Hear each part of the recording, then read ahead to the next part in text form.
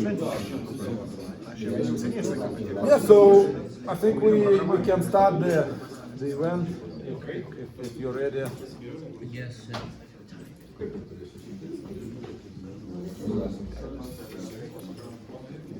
you.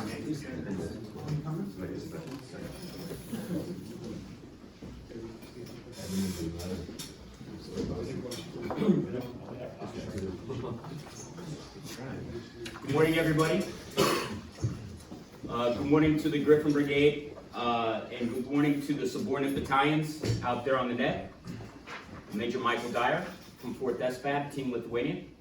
This morning, we have the privilege of presenting and facilitating a discussion about the expanded war in Ukraine, the first year, and what we have learned. I think today is the 10th. In 2 weeks, we have an ominous date. We have the 1-year anniversary of the expansion of the conflict. And I felt, and we felt, it was time, a good opportunity now to reflect upon the year of conflict. What it means for us, what it means for our two nations, what it means for our alliance. And then, I think most importantly, what does it mean for Griffin Brigade? So I would ask for your attention. I would ask for your participation this morning.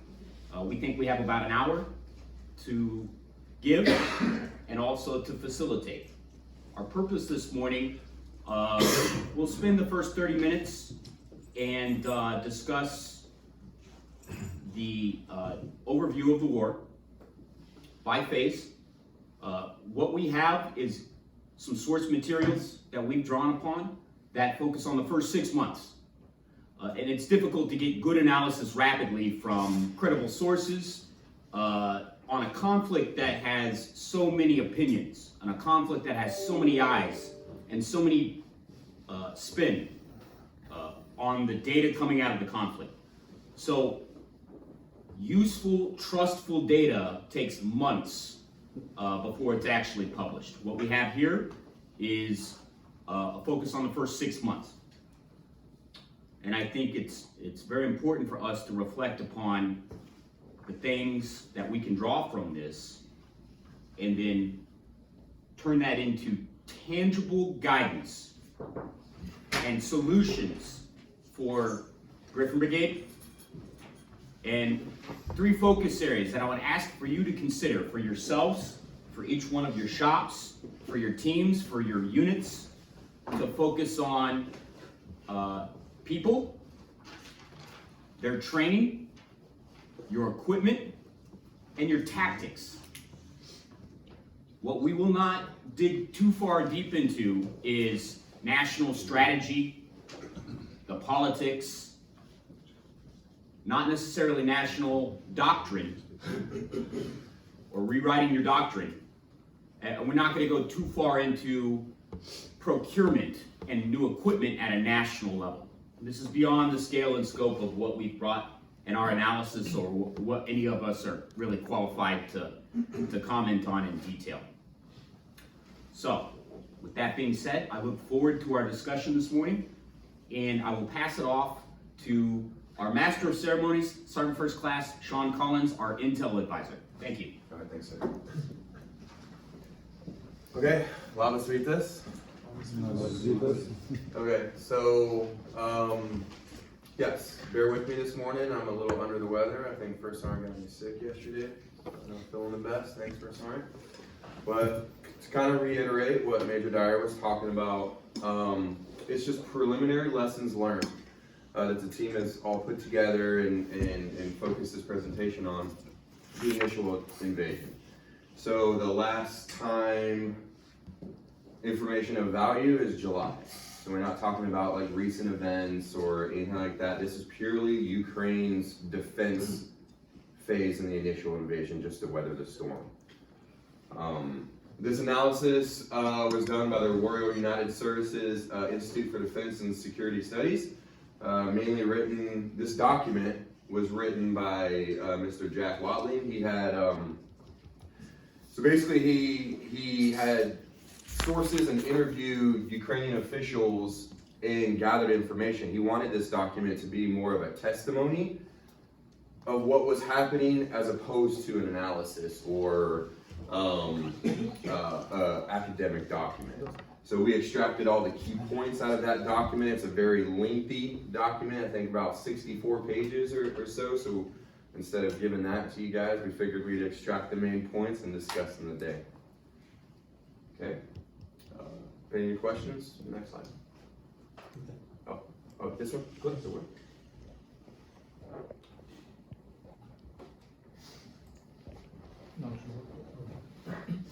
Okay, all right, this is our agenda.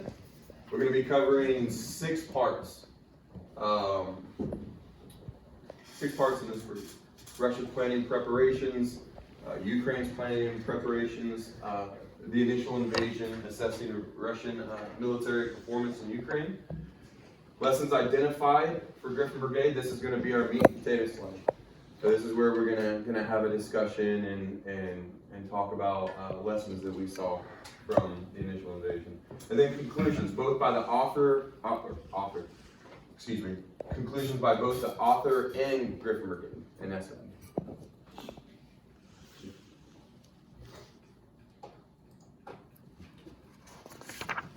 Okay, so getting into part 1, Russia's planning and preparations. So the first bullet, I don't think it was any debate that Russia's strategic objective in the beginning is to subjugate the Ukrainian state. This plan was formulated by Russia's special services, part of presidential administration, not all, and senior officials of the Ministry of Defense. So this group was incredibly small. I think Putin wanted it that way because he wanted to achieve surprise with the invasion. So with that, with it being there were some heads of departments who didn't even know about this until hours of the invasion.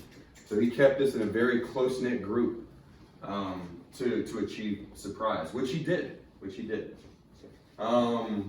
Okay, going into their strategic tasks. Destroy air, maritime, and air defense forces. This was their initial. So basically what they wanted to do is utilize a very small force in the beginning while the special services were attempting a coup in Kiev. So they thought if they could extract Ukrainian officials, high-ranking officials, that the Russian supporting Ukrainians would protest for annexation and subjugation. So this is Russia's initial plan. While doing so, defeat ground forces by fixing Donbass, eliminate Ukraine's political and military leadership as described earlier, and deceive Ukraine about invasion, which they achieved. Are there any questions on this slide? Okay, so getting into part 2, focusing on Ukraine's planning and preparation, specifically since 2014. This is when Ukraine, and I think the rest of the world, our eyes were kind of opened. Since 2014, planning and preparations at this time. I'll hand it over to Sergeant First Class Sanchez. He's our movement maneuver specialist. How's it going, guys? For the maneuver brigades, what it comes down to is after the annexation of Crimea in 2014, since that point, the maneuver brigades have received multinational support in the buildup of their capabilities and equipment, both tactically and equipment, for a conflict with Russia. And in doing so, the Ukrainians have gotten a strong national identity in the process. I'll go ahead and go to artillery.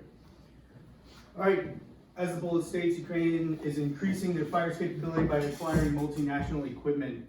Prior to 2014, Ukraine had a pro-Russian president, which strategically tried to decrease their missile and artillery troops. Since 2014, Ukraine has developed 5 new artillery brigades and 2 battalions of missile battalions. They tried beefing up their ammunition, but during 2014 to 2018, they had six destroyed sabotage events happen, which costed them 210,000 tons of ammunition.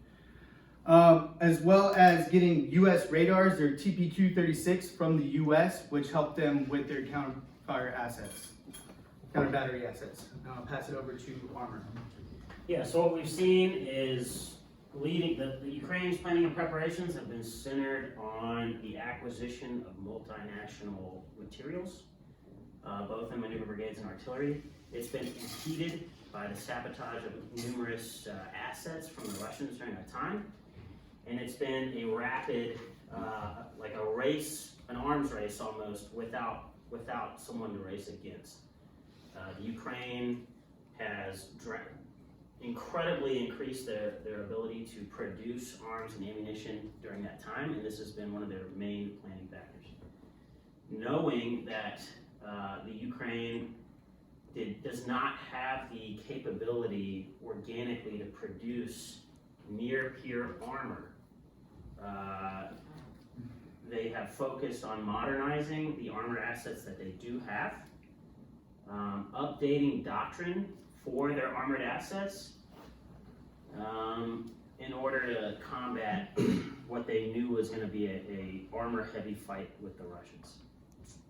I think the initial estimates we saw were that the Ukrainians had approximately 900 serviceable tanks at the start of the conflict, as opposed to the 2,800 deployed serviceable combat tanks from the Russians. So they were facing extreme overmatch in numbers, and they compensated this. They knew this would happen, so they compensated by training armor as an indirect artillery or an indirect fire artillery asset.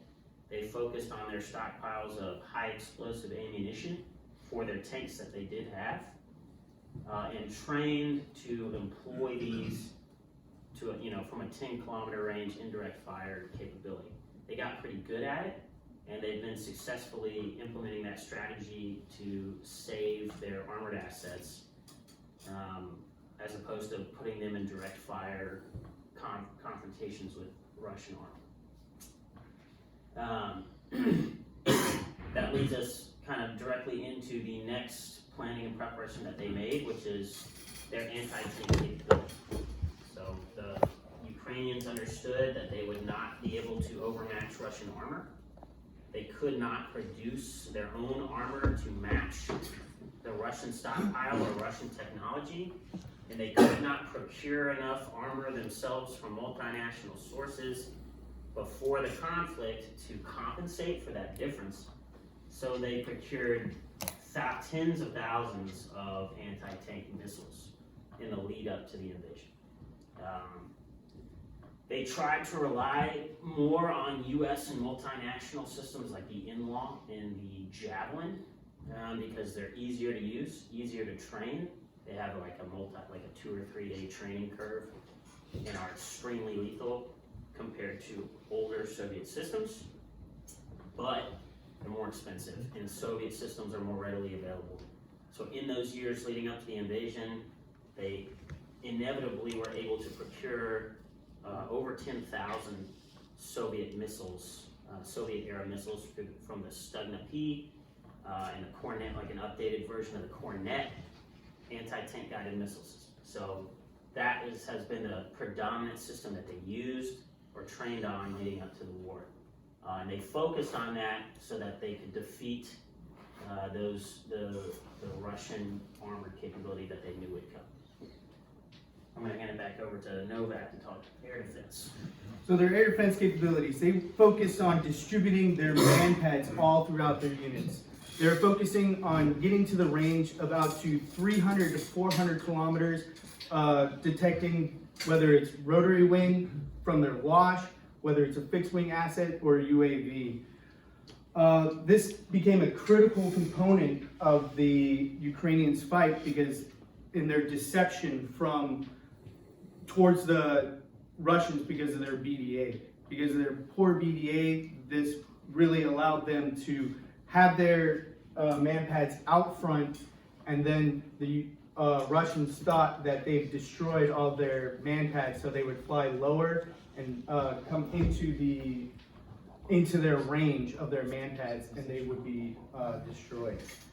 Going into aircraft, the Ukrainians planning, they focused on modernizing their aircraft, going into the technical, their maintenance, and their pilots knew the terrain that they were flying in to where they could mask themselves away from the enemy's radar. And then going into the assessments, I will pass it back over to Sean Collins. Okay, so going on assessments. So this is Ukraine's planning and preparation, their assessments that they've done on themselves after 2014. 2014 happened, Ukraine goes, holy smokes, we need to assess our military. And what they came up with was they conducted extensive exercises and war games to assess how to defend against a wide range of contingencies. This was very successful. They identified multiple axes that they would have to defend against Russia the next time they defended. Leads into the number of units could not defend all of the key accesses without full mobilization.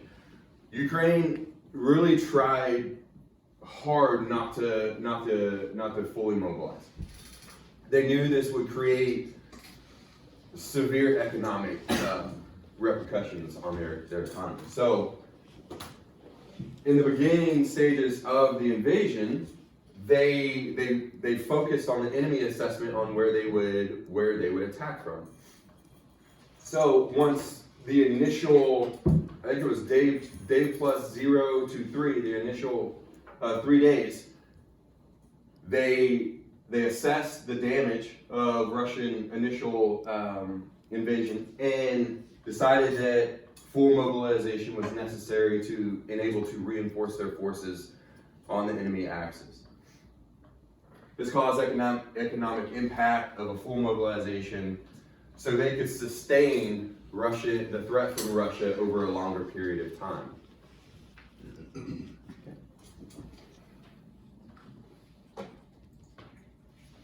All right, and leading into the invasion. Day plus 0 to 3, I'm going to turn this over to Sergeant First Class Sanchez, who was heavily focused on movement and maneuver and fires. So invasion days 0 through 3. Russia wanted to use speed and surprise during these days, thinking it would be a repeat of Crimea back in 2014. So why didn't it work? It comes down to 3 things. Russia was overconfident in its own abilities, had severely underestimated Ukraine's willingness and capabilities to fight for their country, and Russia incompetence for not following modern military doctrine that states before using ground forces, one must first strike with aircraft and missile assaults to soften up the nation's defensive. Russia instead decided to launch its air campaign at the same time the ground forces were moving in. I'll be followed up by Novak. All right, day 0 to 3, the invasion began with a massive fire strike campaign. The Russians wanted to use EW to distribute and damage the air defense assets, Ukrainian air defense assets, aerial decoys, and then the employment of the ballistic missiles from the sea, land, and air. The Russian HVTs were industrial facilities, fuel and energy storage facilities, ADA sites, C2 nodes, and ammo storage facilities. But in the first 2 weeks, the Ukrainian transportation assets were not destroyed because Russia wanted to utilize those when they occupied Ukraine. The critical weakness that we found from Russia was their poor battle damage assessment. They used their confirmation from their pilots and their satellites and their SIGINT, but this also left them highly vulnerable to the deception. So the Ukrainians would get their air defense sites destroyed, and then the Ukrainians would confirm that they were destroyed on their net. Russians would be listening, but they weren't actually destroyed, causing the pilots to come in and actually being destroyed by the actual ADA sites. So I'll pass it back over to Collins. Yes, that kind of wraps up day 0 to day 3. So day plus 3, key day in this invasion. So Russia realizes, okay, things aren't going according to plan, right? We kind of messed up a little bit here. Like, why isn't Ukraine air defenses being destroyed? Why are the ground forces stalling our forces? It comes down to what Sergeant Novak was saying, poor battle damage assessment. Left them open for deception. So they thought they had destroyed air defenses while they didn't. And then the deception from where Ukrainian ground forces were. They were able to meet that mass and effectively stall. Special Services failure to neutralize political leadership in Kiev. So Russia goes from, hey, we're going to create a coup in Kiev and we're going to take this thing in 10 days. That wasn't the case. Special Services were unable to remove top Ukrainian officials from Kiev. And then this created a hardening, the hardening of Ukrainian armed forces defenses after initial Russian assault. That was caused by the full mobilization. Russia then transitioned from, like I said earlier, from a coup to deliberate combat operations. Now, the deliberate combat operations, large-scale combat operations, otherwise known as LSCO. Now, they wanted to switch their focus. Okay, our plan A is not working, right? Plan is not working, so we're going to shift our focus into the Donbass. We're just going to defeat, and this was Ukraine's most dangerous course of action from Russia. So Russia comes in, is like, okay, we can't effectively remove political leadership. All right, we're just going to destroy you on the battlefield. So they focus their attention to the Donbass, specifically in Luhansk and Donetsk. They wanted to completely defeat Ukrainian forces.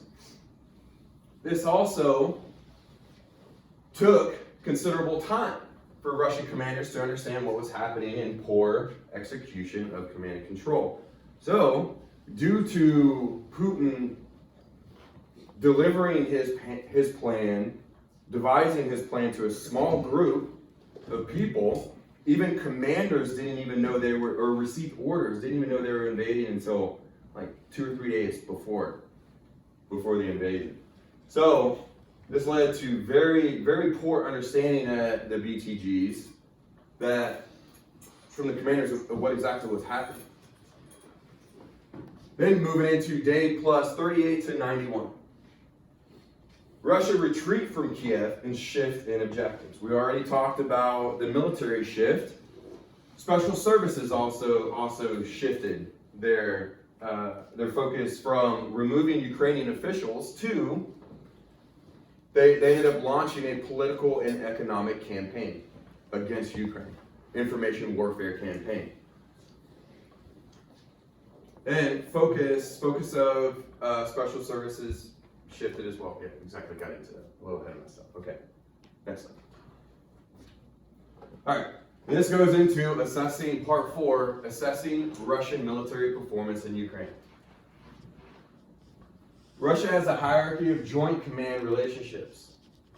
Their Navy and Air Force are subordinate to the ground forces. This is what we saw in the initial invasion.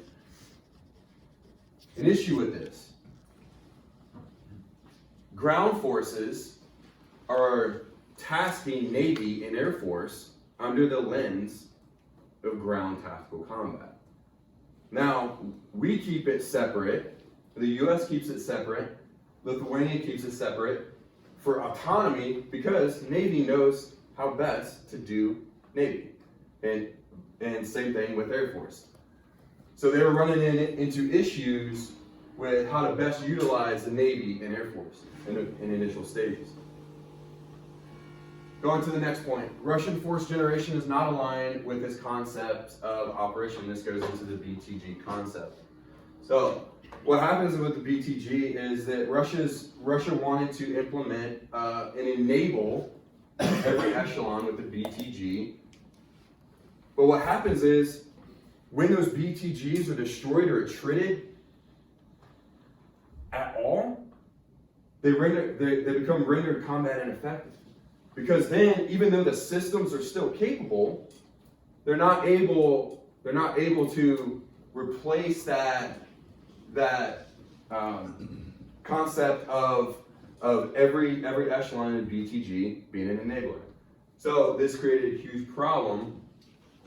Russia tried before the initial stages or before the invasion to go to an all-volunteer army, but training conscripts to be an enabler takes a lot of time. They weren't able to force generate with and keep up with the losses on the battlefield, which we all saw led to draft, and that went well in Russia. So the Russian military tends to reinforce failure. The course of events described in the orders issued to units diverge significantly from developments on the ground.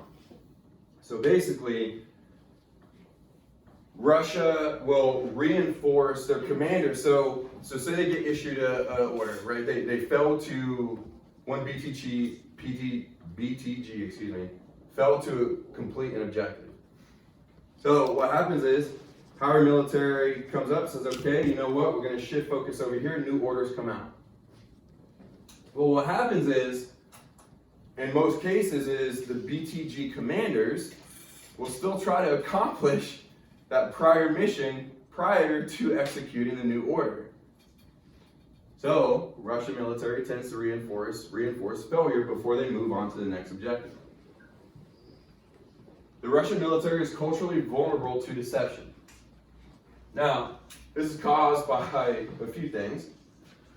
A combination of too few experienced tactical commanders in a culture that leans into courses of action without distributing sufficient situational awareness. So basically commanders are afraid to report what's happening on the battlefield to higher commanders in fear of reprimand.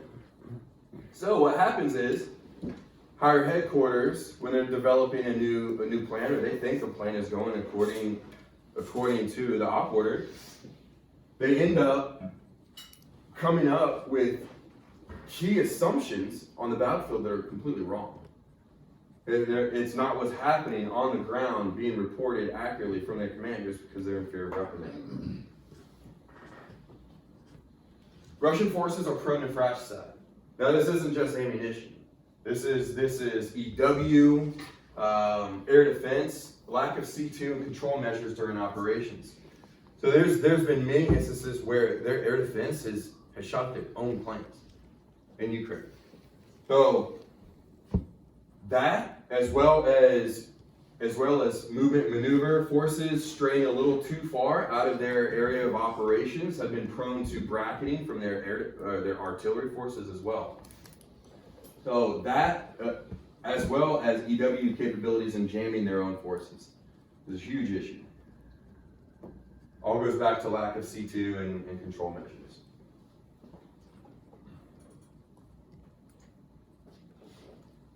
Okay, so big slide, right? So out of the key points out of this document, we've identified part 5, lessons identified for Griffin Brigade. How does Griffin Brigade, how does SFAB, how do we all learn from what happened in initial stages of the invasion? First bullet, there is no sanctuary on the battlefield with Russia. Russia can hit you throughout the AO. There is no, oh, we're within range of artillery. You don't have to be. Their long-range precision guided missiles can effectively target you anywhere. Leading into, how do we mitigate these effects on an adversary's long-range precision fires? And this is where I would like to ask that question to the group and talk about and have a discussion. Any initial thoughts? At least, for us, we have some good ideas. Isn't it, this paper was written, spread your units, make them always move, and just make like too expensive to use ammunition for those because you don't know if they are still displaced. Yes, sir. Yeah. That's the main lesson. Yeah, exactly. I mean, this first bullet ties in perfectly with this last one, right? Disperse, dig deep, move fast, right? I've got something on that. Go ahead, sir. So when we think about specific to the brigade staff,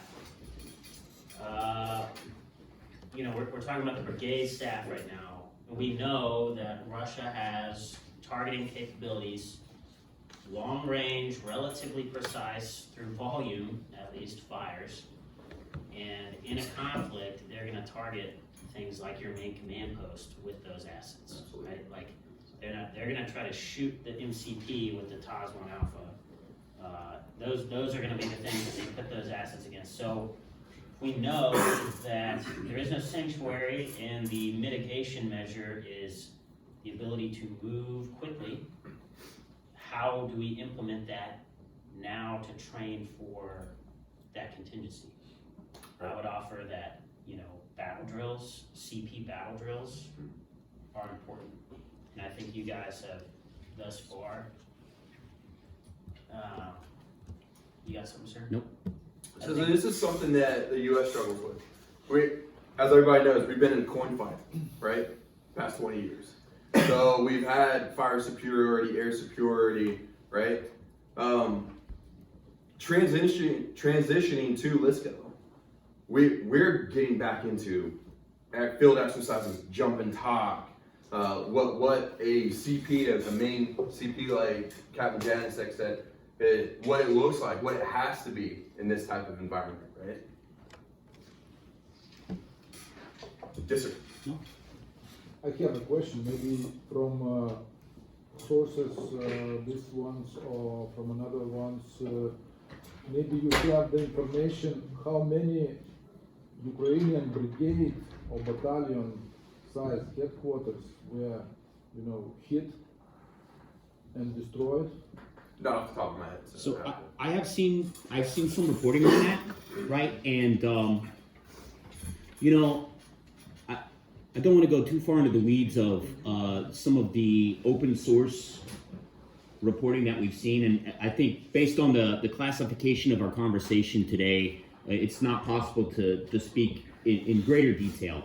Here's a couple things I might add to the conversation on that for brigade and battalion level command posts. One, we've seen a large number of Ukrainian brigade and battalion command posts disaggregate, disperse, and fundamentally shift what their structure is in order for them to accomplish their mission. We've seen them use civilian clothing. We've seen them use civilian structures. No more talk. No more main command post. You have no more tents. No more 577 tracks. Maybe the tracks are still used because they bring power and command, mission command systems that are very difficult to replicate without. But no more tents, no more big generators. They use basements, we've seen. They use parking garages. They use shopping malls. They use houses. Now, very unorthodox methods for an unconventional approach. The reason I don't think we can learn some lessons from this, okay? But whenever we do think about Ukrainian solutions to their problem, it's important to understand the differences between the solutions that they can put into place versus the solutions that are maybe more possible and necessary for a developed NATO member to put into place. It's very easy for us to then say, well, we should never train plank and main command post because the Ukrainians don't. Well, the Ukrainians are forced to do a very certain thing to survive. And it's not possible. Nobody on the Lithuanian side of the house, nobody on the American side of the house would authorize us or push us to wear civilian clothes and create brigade command posts in basements of civilian facilities in our training events. Okay, that would probably not work. So we have to find the balance between what we're hearing out of Ukraine, what we're seeing out of Ukraine, and what we can put into place for ourselves. Long answer, short question. I'm sorry. Absolutely. No, that's a good point, sir. I think what I'm going to do is I'm just going to jump to this one right here because it leads in to, I should have put this second bullet, but that's okay. So it goes into disperse, dig deeper, move fast. So if you don't have a bunker, right, that can withstand multiple missile attacks, and you're operating out of a tent, command post, you got to be able to move, right? You got to be able to move fast. Survivability. So this goes into our survivability tactics being used effectively in training exercises. And we all understand like the field sucks, right? Like nobody wants to be out there jumping talk, picking up, moving, wearing full battle rattle, all this stuff. But it gets into training accurately, training how we would fight and how we would survive on our battlefield. So anybody, any thoughts on that? So I would like to highlight most likely four words there, which is dig deep, which is key for us. And as deeper we dig, the better for us. Or we prepare in advance those fortified positions. Well, we know our terrain, we are in our territory, we know our main roads. That's no secret, main axis of advance. So just, if not dig, just maybe estimate or identify those areas where the positions could be established way prior in advance of invasion. Yes, sir. In order to have time, and where the Ukrainians were successful, mostly they were successful in those fortified, strengthened, with the hard roof, the shelters, the trenches, where they could hold the area. This is where they got most success in those directions. And if not, if they cannot keep it, they just move to secondary positions, which are also prepared. Another thing is move fast.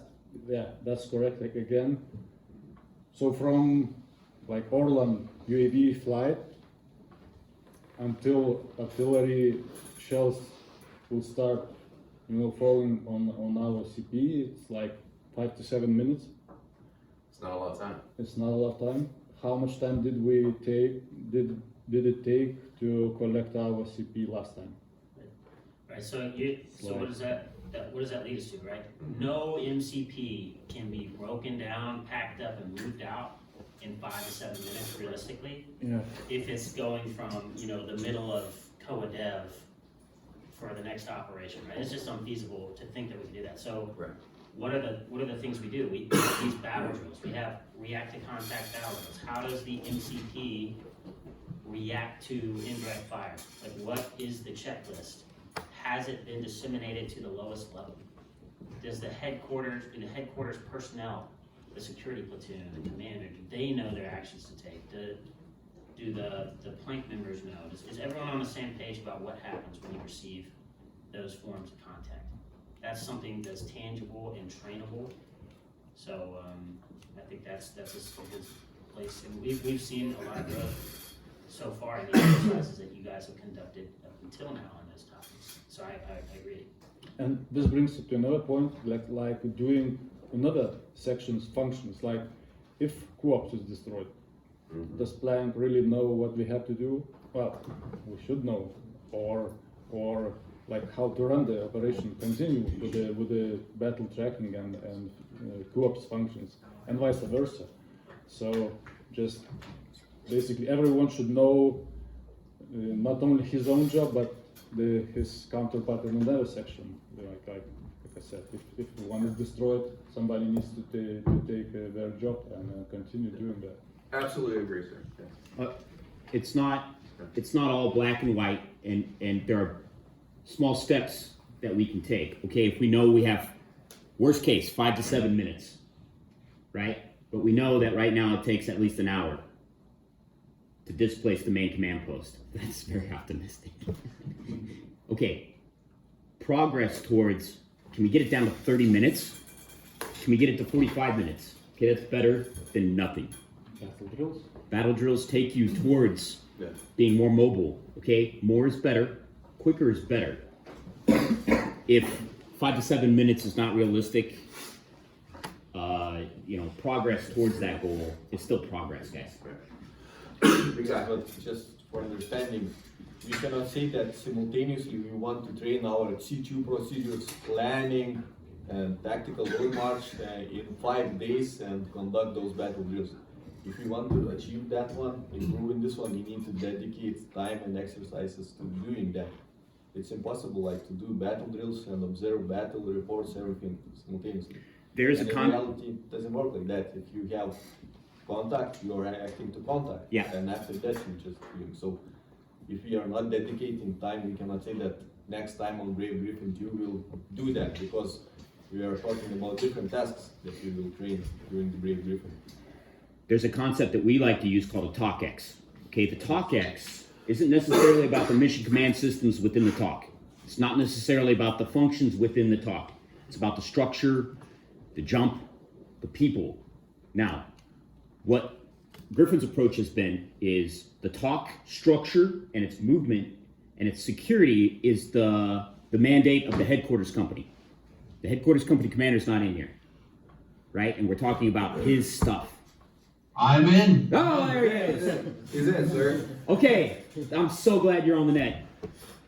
Look, everybody in that talk, all the staff, each could have a very distinct role in breaking the talk down, right? That's my tent post, that's my generator, that's my desk. But I haven't seen us train like that, to an extent.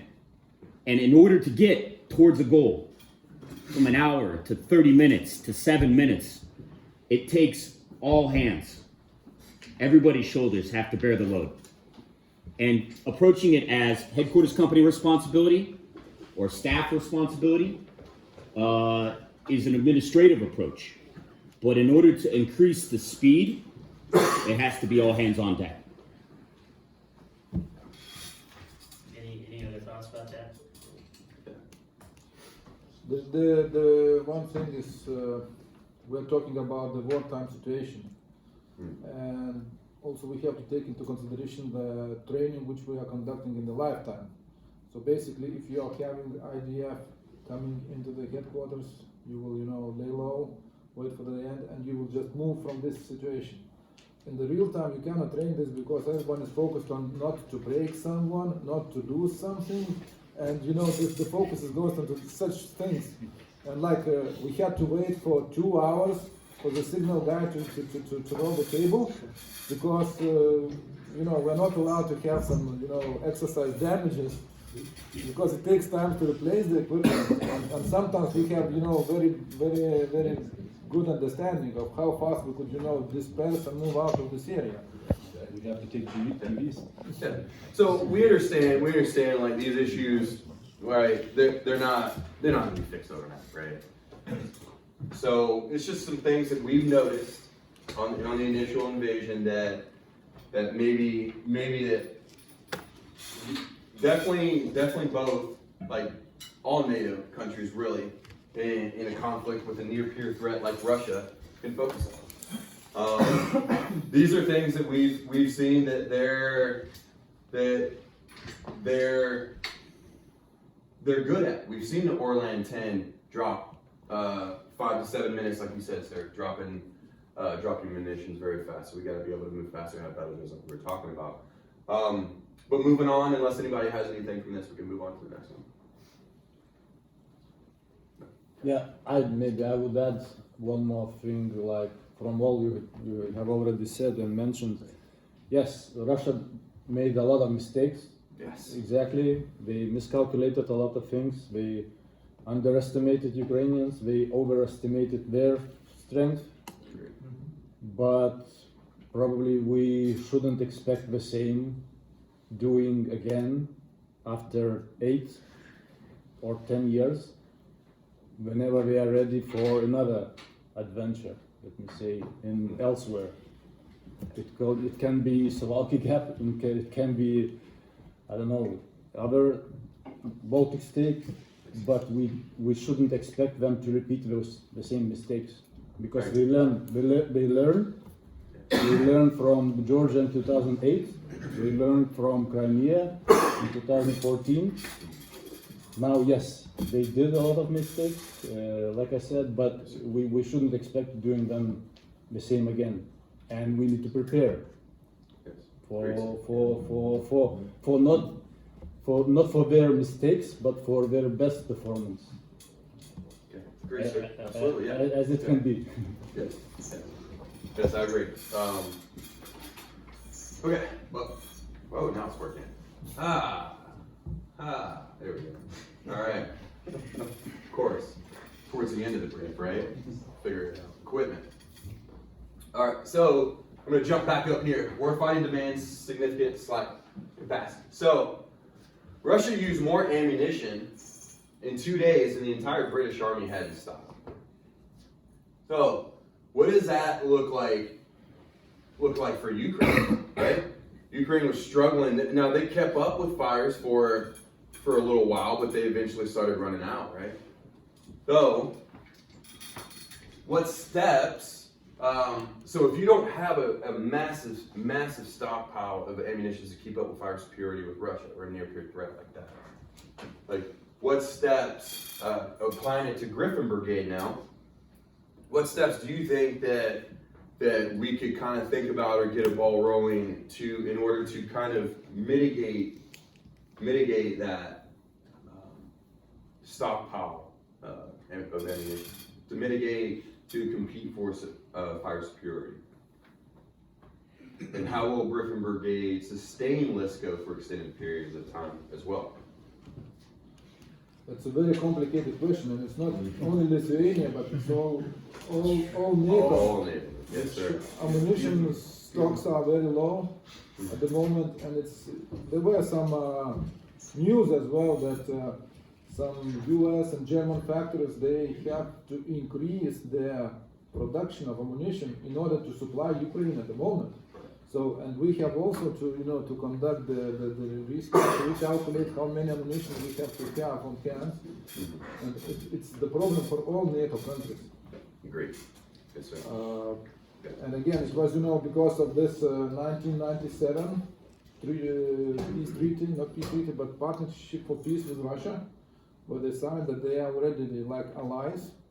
They will be, looking into the war for the terrorism and et cetera, but so Russia made a deception, and all the NATO countries, they thought that, okay, Russia is not a threat, we can, reduce our ammunition stockpiles, and, we will maybe fight another war. And at the moment, I think that every country have already, saw that their ammunition reserves are very low, and I think it will be a couple of decades to have such amount of ammo. Yes, Everyone, sir. I believe, is forget the Second World War and how many they were having, expenditures, and it seems like this opening the eyes for everyone. Yeah, they're firing And hundreds of missiles. also for our country, it's a very small one country, and sometimes in reality to ask for the line to open to produce the ammo, we have to ask for very big amounts. We have to have some money dedicated to that, and we have to look in advance. But if Germany wants to restock their ammunition, they will say our contract is much more bigger, and we could be out of ammunition. So it's very, very complicated question. It is, sir. It is. So, I guess let me rephrase a little bit. If it's going to take a while, or that country doesn't have the availability to stockpile ammunition at the moment. What does that look like for a Griffin Brigade if you were to get into a fight with Russia tomorrow? What does that mean for your targeting process? Right. What does that mean for your prioritization? What does it mean for G4's logistics concept? Things that are within our control. So for targeting, like artillery assets should be in a high value target list, definitely. Like because I would touch upon a little bit on Russian artillery.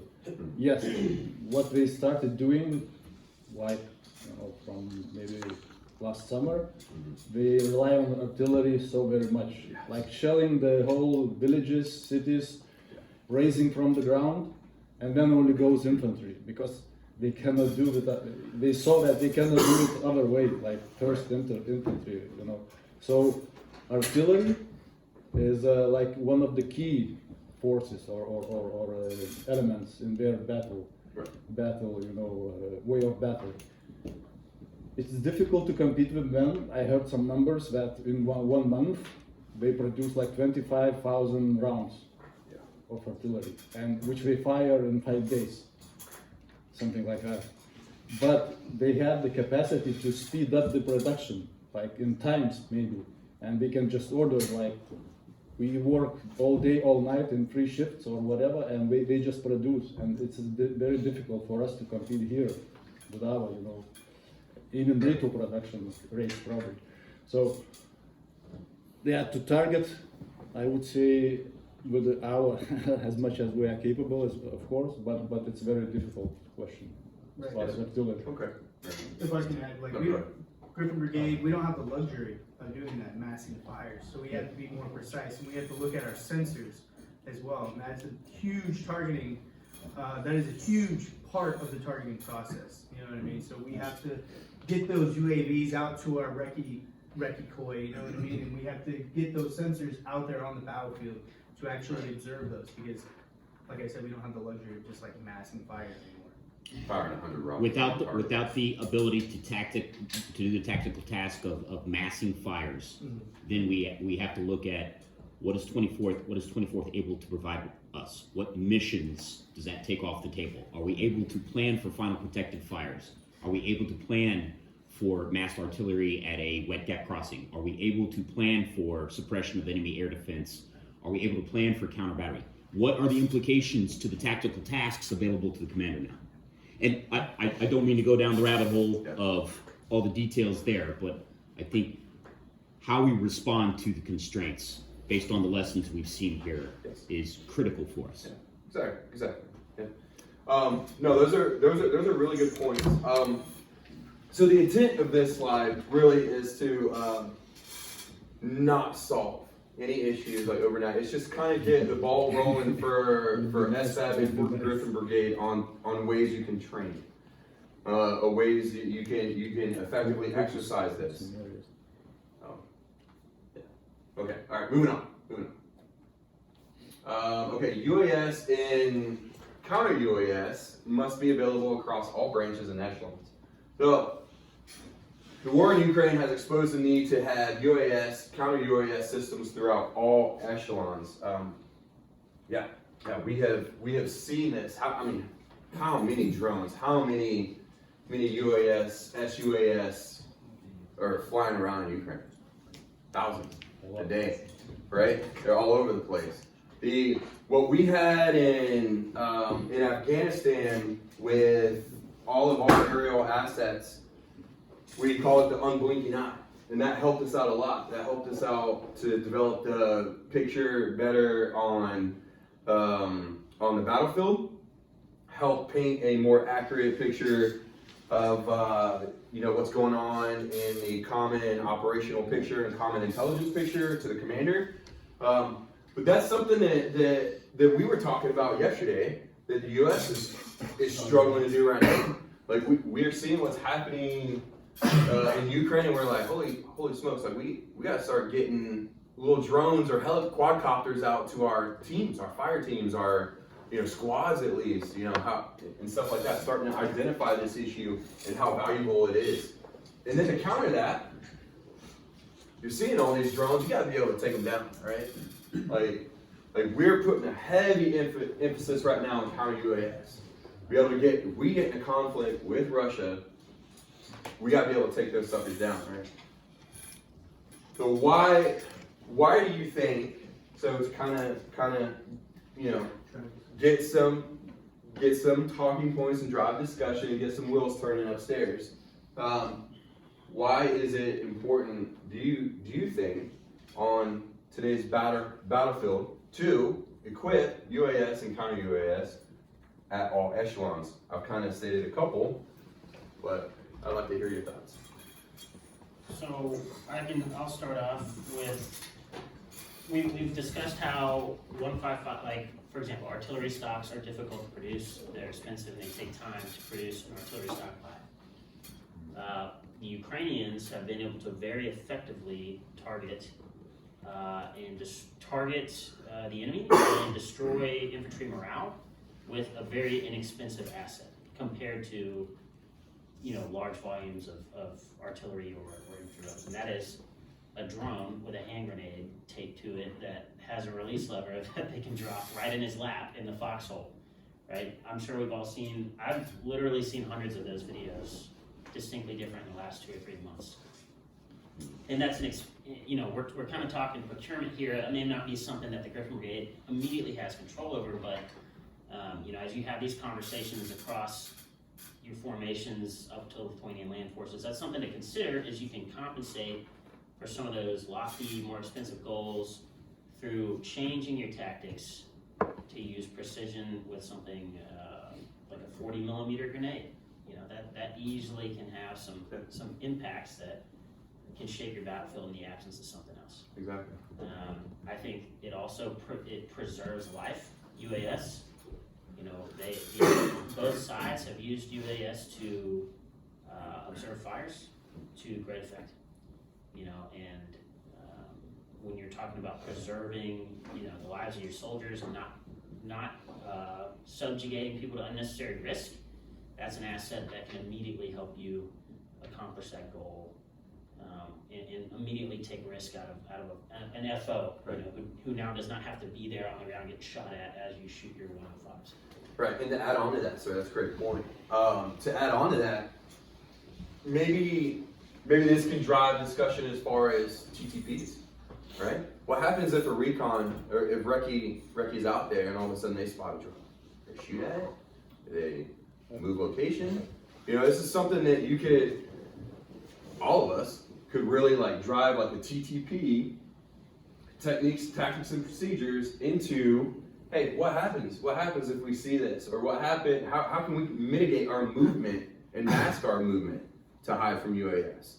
And how can we train on that? How can we get after that? Yeah, I would add to this one that yes, absolutely. And for this point, because it's kind of unconventional usage of the drone, when you attach the hand grenade, you know, it's like kind of a little bit improvisation, let me say, and then you just operate and fly. But this is where we could utilize our National Guard volunteer forces, because there are a lot of guys who are, now it's very fancy, you know, to have a drone, it's very fancy to fly, you know, but to attach the hand grenade and then try to, you know, to release it somewhere, to train to do that, that's another thing. And then like Rifleman Union, we have a lot of, how to say, military fans who are working, who are training. Also, like I said, National Guard, so working with them and trying, like suggesting them to utilize those TTPs from Ukraine would be one of the ways to improve performance in this area.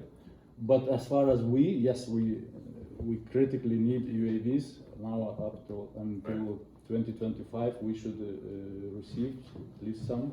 Yes. But we should be learning, of course, to especially to detect enemy positions in this more conventional way, I would say, because it's a future. It's presence UAVs, and more it's gonna be utilized more and more in the future.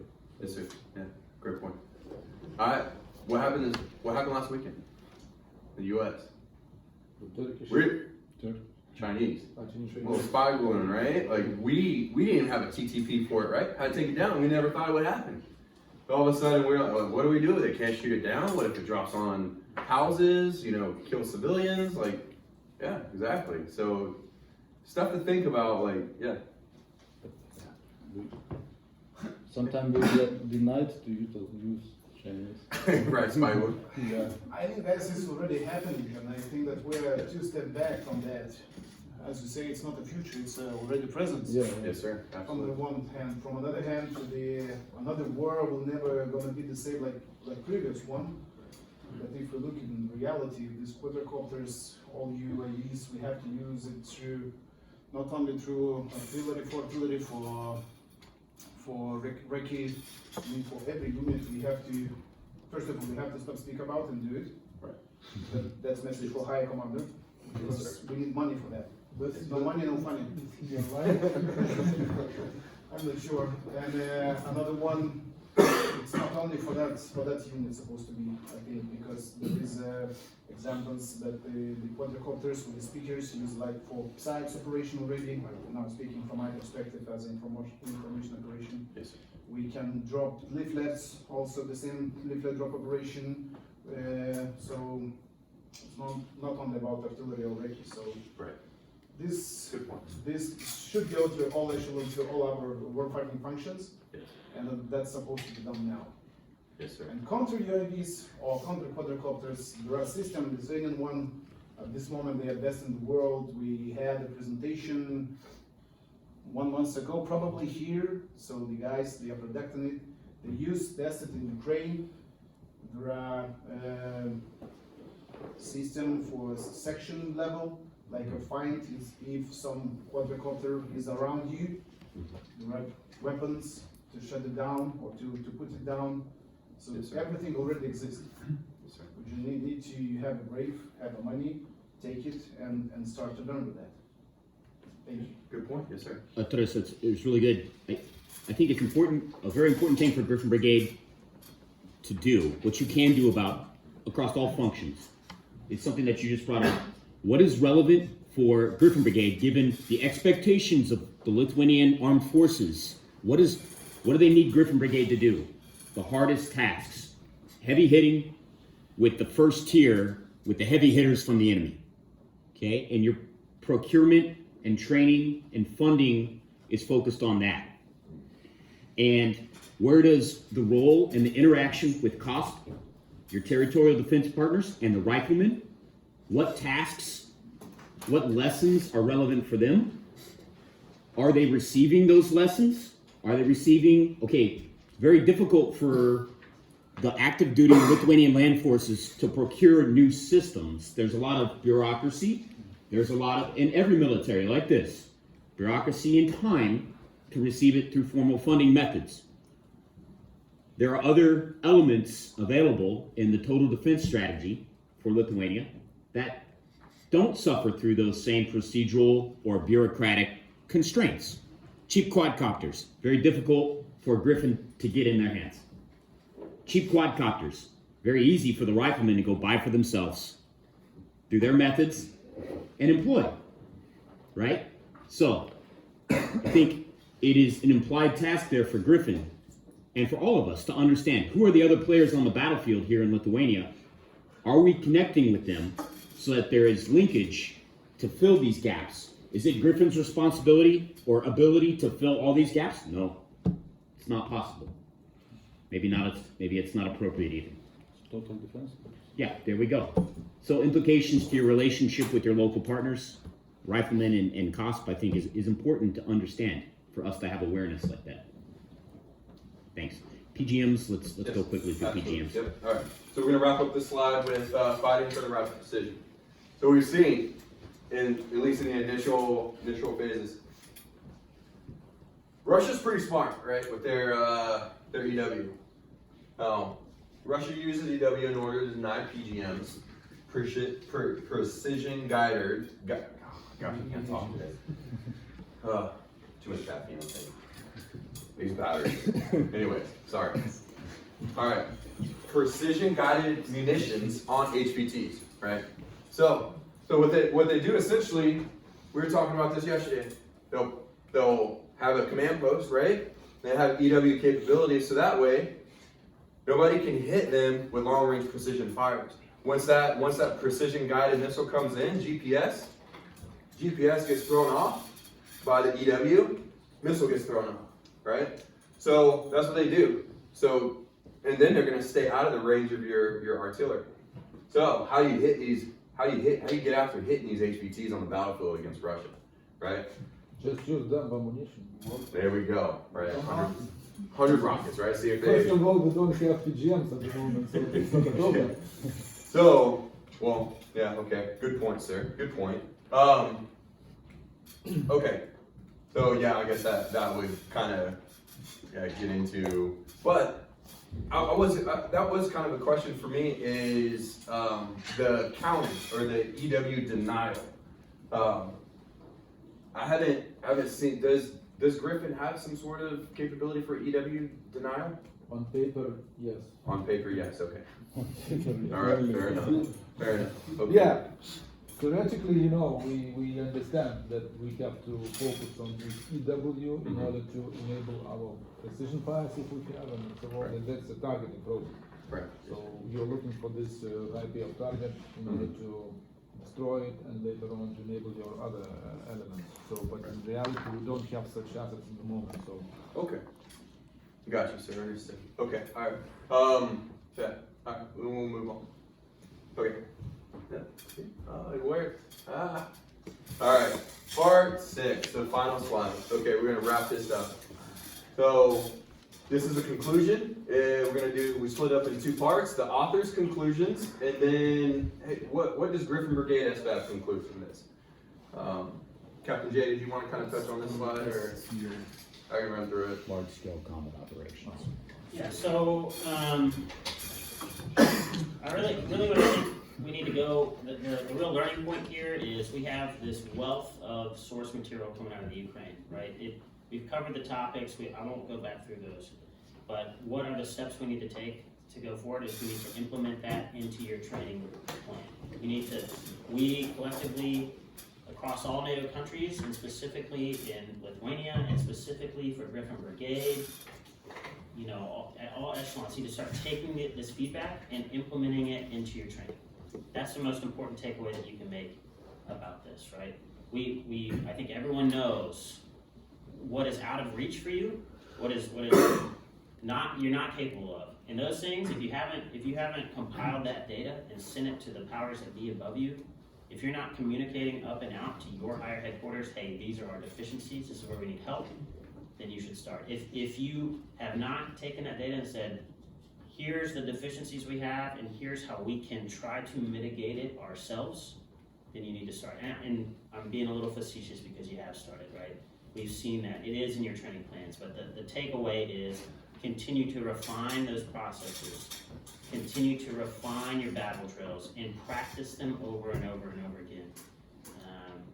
Because this war has shown us that old conventional tactics that we used to use are quickly becoming obsolete, and we have to adapt with that. And that's all I really have to say about it. I'll hand it over to Major Dyer for some additional comments. Gentlemen, you see the author's conclusions. Thank you, Sean. You're welcome. We see the author's conclusions here. No surprises. The war continues, okay? And we don't see any termination in the near term. I'm not going to belabor those points. Some of them are very obvious. Captain Janousek gave you some great overview of, I think, these are some of our conclusions on the right. Let me clarify and dial these in just a little bit more for you. Okay, point number 1, lessons learned. What do you do with those lessons learned? We talked about it just a little bit there. Let me give you a couple recommendations that you can action on. Okay, every unit, at a battalion, brigade, at a land forces, has the responsibility to create a process to observe, capture lessons learned from the theater, receive them, maybe conduct some own analysis that is relevant to you, and share those lessons learned across your force. This has to be an ongoing process, Right now, we're talking about what happened 6 months ago, because that's the good analysis. Sometimes it takes months after, which means, how do you adapt? I'll tell you this, you brought this up. We're talking about what happened last year. That means several months from now, we should probably talk about what happened this winter, right? It has to be a continual process. And then we talked about equipment. There has to be bottom-up refinement on what equipment you have and what equipment you think you should have. That analysis is critical for your land forces. If you just want to receive what they think you need, you will continue to receive more Raven. You will continue to receive limited amounts of Drone Buster version 3, when we know that maybe there are better options. You know there are better options. You want those options? Ask. Second point, training environment. The opportunity to prepare for the new realities of what we're seeing in Ukraine, your opportunity to train against that is now. You have to start replicating the environment. It's hard. Sometimes it's expensive. Sometimes it's not even possible. We have constraints on electronic warfare simulation in peacetime. We have constraints on blank fire and pyrotechnics. We have constraints on including civilians. We have constraints on our training budget and our training time. These are all problems we get paid to solve. The leaders on the net, at the battalion level, the leaders here in this room in the brigade staff, this is our job, is to work through those hard problems to help create a realistic training environment that replicates as best we can what we're seeing in the East. So here's 3 things that I would offer. 1, define the current environment. What are the aspects that make Ukraine unique? 2, procure the training aids and develop the training inputs that you can to replicate the Ukraine environment. 3, replicate the Ukraine environment. When we create no-mill, when you create timelines for enemy movement, when you create timelines for enemy indirect fire and UAS, you could look to enemy tactics, techniques, and procedures that we're seeing in the theater and use that as your driving force to create no-mill injects. Okay, and then finally, the last point, command and control. We started on this point, we started to have some really good discussion. What are the implications for a active force, Griffin, Iron Wolf, who have unique responsibilities in the defense of Lithuania? Lithuania needs you to go out there and trade punches with regiments, brigades, battalion tactical groups. Okay, we have CASP, we have territorial defense, we have SOF that can handle many of the other functions that we discussed here. They're relevant to us. Okay, but ultimately, Griffin has to do only what Griffin can do, which is trade punches with a motorized or mechanized force. That's difficult to do and command and control with our current structure because of survivability. So, commanders have to think, how do I do what I'm being asked to do without creating a massive C2 architecture that is not survivable? It's a tough problem. The Americans, all the Western NATO members, we're all thinking through now, how do we conduct command and control in a more disaggregated method? It's a lot about equipment, and then it's a lot about trust and training and people and procedures. Our mission command concept tries to push that disaggregation and delegation of authority and empowerment along commander intent. That might be the hardest thing to train because it's a change in mentality, but I offer it to you. Commanders at echelon have to consider how to disaggregate their decision-making process. So, lots of ideas,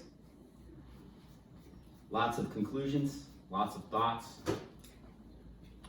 We're right at about an hour and 15 minutes. I'd say, do we have any parting shots from the SFAB crew before we turn it over to Griffin for final thoughts?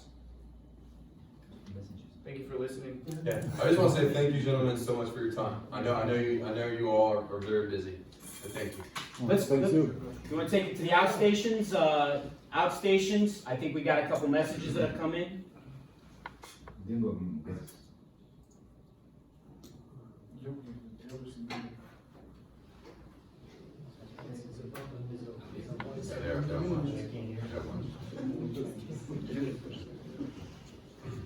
Okay, questions for in the group, or any comments or responses to our conclusions? So those who are listening on the Skype, please provide your final thoughts, and we just start from the 21st Battalion.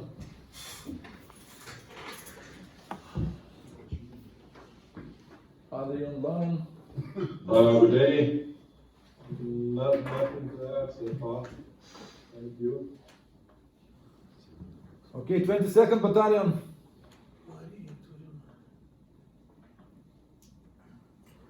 There were some sound problems as we read from the messages that they were.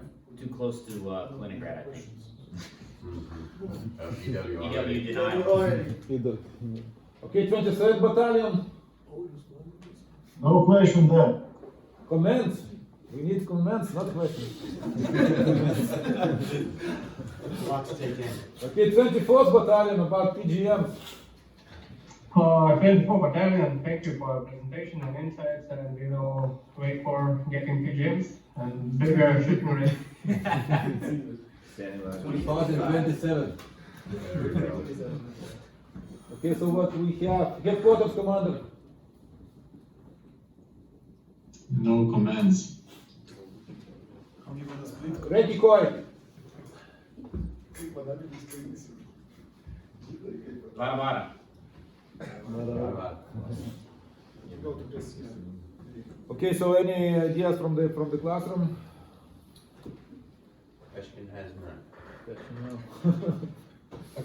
So again, one more time, thanks for your efforts for analysis of this, as you said, 64 pages. When you sent it to me, Mike, I was okay, my weekend readings, some weekend, and I will read it someday.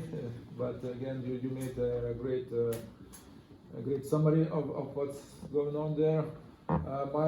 My initial some thoughts are that Ukraine had like you said 8 years from 2014 to 22 to prepare for the defensive of this offensive operation, which started on the 24th of February, and lots of things we have covered there that they could dig in.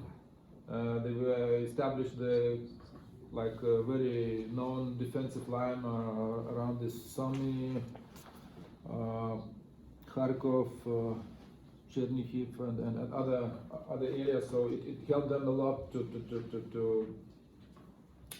stop the initial advance of the Russians. And I'm thinking about the same thing, and what Osvaldas was talking about, what would be in Lithuania if they would roll in through Suwalki Gap from the Belarusia, and at the moment our defensive positions aren't prepared yet. And there are discussions on social media, especially when journalists are asking, even the chief of defense, and his thoughts were, if you will start to dig in right now, so we will get the enemy the very well sign where he should strike. Of course he will strike on our bases first of all. So it's deception plans, also preparation time, etc., etc. But again, we should think how we would stop the enemy coming into the territory of Lithuania, and how far we can allow him to go before taking to the decisive battles. Another important aspect what you were bringing into the discussion is the logistics. So as we told that that even if UK has only for 2 days stocks, and we should take into consideration that this matters. So if we don't have ammunition, then we should fight with bayonets, right? That we have. and what brings to another thoughts that what I've learned in Baltic College, what scholars says that the war will continue as far as the economy can handle it. So as far as Western countries will support Ukraine, not only with the ammunition, not only with equipment, but also with the euros and dollars, because it takes, you know, the whole country to survive. So and all the history, you know, teach us that when you can fight, you have people, you have equipment, you have ammunition, but if you are not cannot support the war from the economical side, it ends, and that's the history. And again, so, and our also history, which we presented to US yesterday, the resistance fights, which, you know, happened from the start of the occupation of the Soviets and lasted till 1953. It was because we could not support anymore this resistance. So that is how it ended. And yes, so thanks again for your thoughts, for the briefing, and hope that we can make, you know, more discussions like this, not only about the Ukraine conflict, but maybe about general doctrines and etc. Okay. Thank you, everybody. Thank you. Thank you so much for your time.